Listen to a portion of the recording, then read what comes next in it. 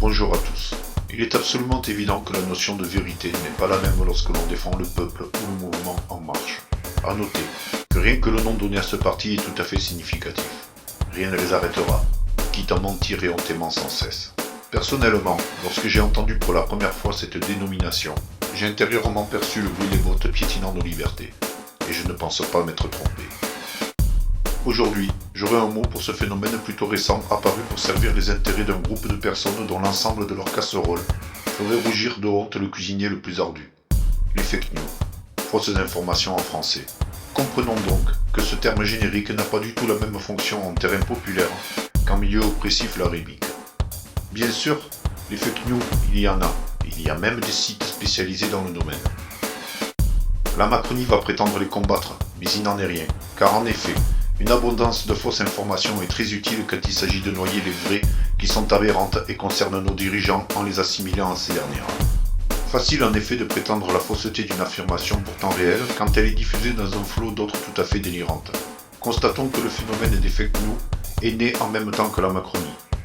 Il n'est pas compliqué d'en déduire que dans ce régime qui ne fonctionne que par la division et la propagande, ce concept est un outil utile à sa stabilité et non son ennemi. Les acteurs de l'AREM sont pour un grand nombre impliqués dans des malversations financières ou autres. Comprenons que l'opinion publique est divisée en trois catégories.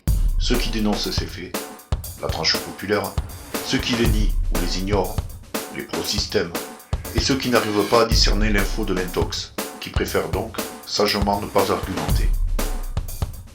Les fake news ne viennent pas uniquement des sites dédiés. Vos chaînes d'infos s'en font un régal, ainsi que les organismes de sondage. Ces derniers font un ravage de désinformation dans la tranche de la population qui n'est pas accoutumée à l'utilisation des réseaux sociaux, qui est devenue, depuis les dernières élections, la seule source d'information fiable car hors de contrôle de ceux qui représentent l'État. Pour conclure, ne croyez pas que ce régime combat ce phénomène, car si les fake news disparaissent, il n'aurait plus aucun moyen de jouer à l'amalgame qui procure. Je prends 5 minutes pour vous parler des affiches qui décorent aujourd'hui mes murs. Celles-ci ont été créées par un tweetos nommé Photomontage. Je remercie ce dernier d'avoir mis à ma disposition l'ensemble de ses réalisations gratuitement, ce qui fait d'ailleurs pour tous. N'hésitez pas à le suivre et à vous rendre sur son site qui fournit gracieusement bon nombre d'impressionnantes images, très amusantes et pertinentes.